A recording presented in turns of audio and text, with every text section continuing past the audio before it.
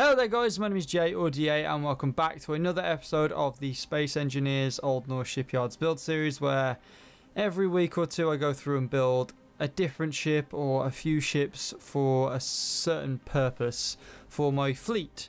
And I've been looking at exploration crafts, and in all fairness, this ship I wasn't sure what it could be used for and what its utilization could be. But it then started to make sense when I started to fit out the interior sections. So what we have here is we have the Ra-lik, which basically means sea sail. And what this is a three-winged craft that is purposed for exploration. Now, I think I've used the space really nicely for this craft, and the whole idea again is just long distance space travel with a bit of protection. As you've already noticed on the wing sections, we have protection on the wings. We have two turrets on each one, which are just anti-fighter turrets, so if you do come into any sort of bother, you have that to protect you. Now, this craft is a lot smaller than some of the exploration crafts I've built in the past, like the Xenon and other ships of the sort. And the whole idea is it's just meant to be like a really condensed version, not as long distance as some of the other crafts I've built previously.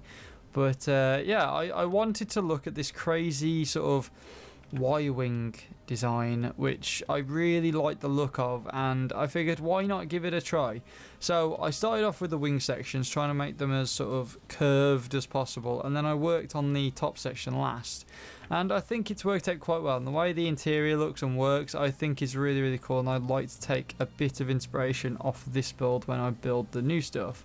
Now, of course, it does use the Atmos thrusters. It has quite a lot of the Atmos heli thrusters on here, as well as just the blue regular ion thrusters for traveling around space. It has no hydrogen thrusters, and there are a few little things I've found workarounds to get this craft to work quite nicely in a condensed format. So, like most of the Old Norse shipyard builds, we are reliant upon wheels because we are still going to be able to land these things in, like on a aircraft carrier or whatever. We could land this on Modir, we could take off on Modir, it's that sort of ship.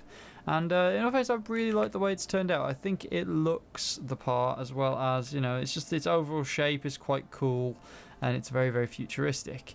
So I think without further ado, we'll go inside and show you guys what it's all about, because basically you've got a small airlock in the back and then living quarters forward, and then the cockpit at the very front, like a lot of my builds have in the past.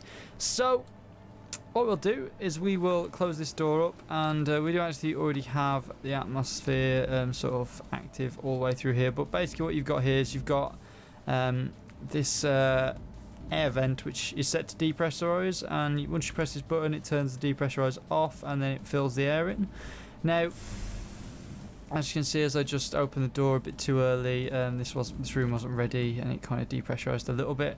But what I've actually done is I've got like these crossover points. So this section in the back will be where all the air or the oxygen is pumped into, and then this basically is like a divider between the doors. So this air vent is set to depressurize and pull all the air into this area. So when you actually shut the door, that fills the air vent on the other side, and it's really cool to us. I quite like the way it works, and it does work, is the part I'm trying to reiterate. It does actually work properly. Now what we have here is just some general storage, 6 cargo containers at the back, which just are for dumping stuff in, like tools and things like that. We then have 2 first aid sections located at the back, close to the entrance exit, so we can get to these quite quickly. Have a bit of a kitchenette thing going on here. I wasn't sure what to put in here because we couldn't fit a toilet. Toilets were impossible to fit in this because of the blocks being so big, and I ended up just having to deal with putting a kitchenette in and this sort of other space here, which is just for working on. And we do have cargo here, which is hooked up to the main ship, so you can pull things through that. Nothing too big obviously, but you can pull things through it. We then have this section. There is an upstairs section, I'll show you that in a little bit. What we have here is you just have a few computers to work on with some parts that we might require for building componentry on a planet, say putting beacons down and things like that. And we have 4 seats here that they can sit in and do whatever they want. We then also have 4 chairs here, which are for the 4 people who would sit in the back. So they can kind of, they'll sit in these chairs when they're landing and taking off. But then when they're sort of flying and in sort of cruise mode, they can jump on these seats and they can start doing their work. And of course, they are pilot seats. So they do have full access to most of the systems on the ship. A little bit dangerous, yes, but if you've got a trusted crew, I think it'd be fine. So we do have some windowed sections here, just trying to let as much light in as possible. A lot of my exploration ships had issues with it just not looking very human friendly because it looked depressing and dark, or there's not a single window in some of the rooms. So I've tried to keep light coming through at a high, which I hope these achieve. We then have in here, we have some shelving areas as well as more windowed sections, so you can actually see outside, which looks really nice, to be honest. And then of course the cockpit, which is of course a different colour in here. It's very, very simple. I don't like these overcomplicated cockpit sections. They just look a bit too out there. They look really, really cool, but they look a bit too out there. And for the style and design of ship I'm going for, I only need something simple that is purely to turn the 2 different types of thrusters on and off, and maybe a few other controls like the oxygen generator and stuff like that. So that is basically the bottom section of ship. We do have an upstairs, which is very cramped, but it works quite well. Now, you're probably thinking long-term space, survival, whatever. You've got no beds. Where do you sleep? How the hell do you go about sleeping in the ship? Well, we have some ladders here, which are just panels that have been ground down, so you've got the look of the ladders. And if you were to hover up here, you have 2 beds, which have windowed sections again, so you can see outside and where you're going quite nicely. And we have 2 of them, so you can have like a couple, like 2 crew members at a time sleeping, so you can sort of have this rotation of staff that just keeps rotating around, which I think is quite cool. And I like the whole idea of using that top fin section, because this is literally that whole top fin section, and I love the idea of using it to its full potential, which is to have a space up there for something. I wasn't sure what when I first built it, and again I looked at it and went, this can't be an exploration ship because it doesn't have the space. But then I looked at it and went, you know what, this does have space. I put another floor in and those beds fitted perfectly because I'd actually gone with an odd number. I always go with odd numbers when it comes to the ship width, so it just made sense to stick the beds up there, and it was just perfect to fit 2 in there, as well as a section for clambering up into there and whatnot. So it really did work well. Now that is pretty much it for this craft. It's very, very simple on the inside, but hopefully you guys understand. Now there is an assembler and a refinery in here as well, with a bunch of efficiency modules on.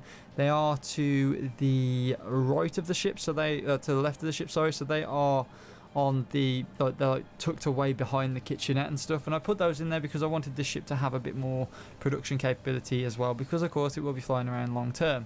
It won't be able to produce the big things, but it'll be able to produce steel plates and things like that, things that are essential for keeping the exterior of the ship well maintained.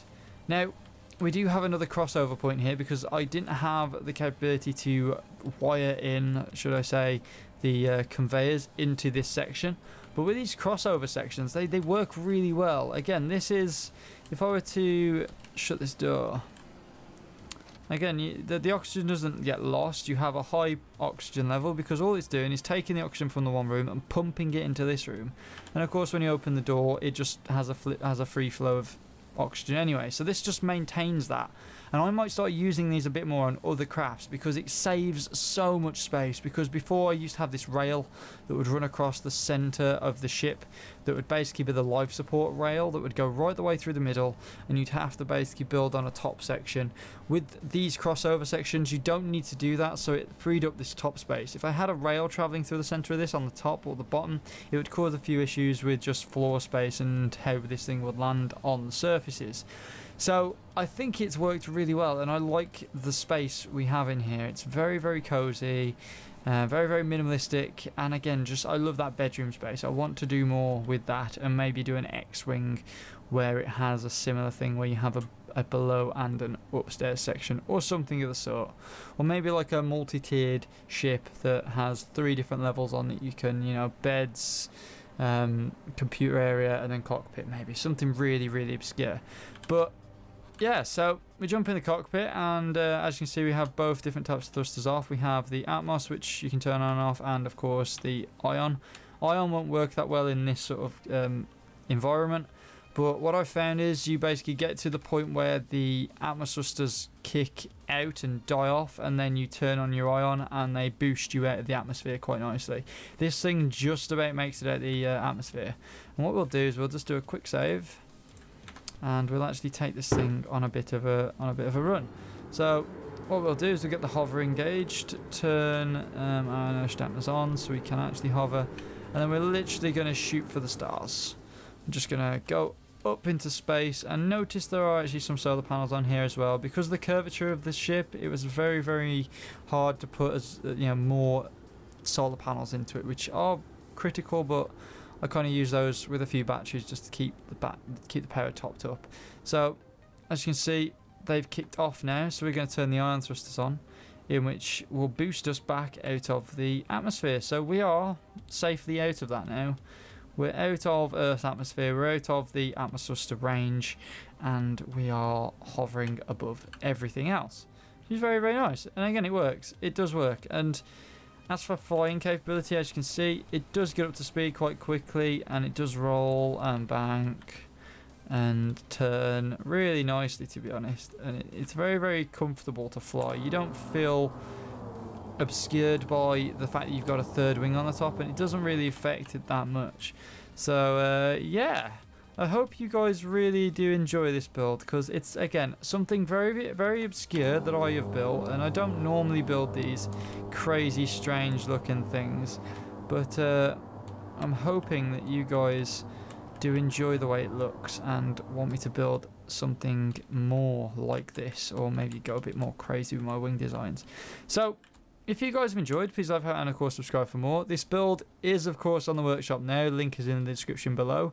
If you have liked this video or liked anything else, don't be afraid to give me comments and feedback, and again, if you have enjoyed, please leave a and of course subscribe for more, and I'll see you guys later. Peace!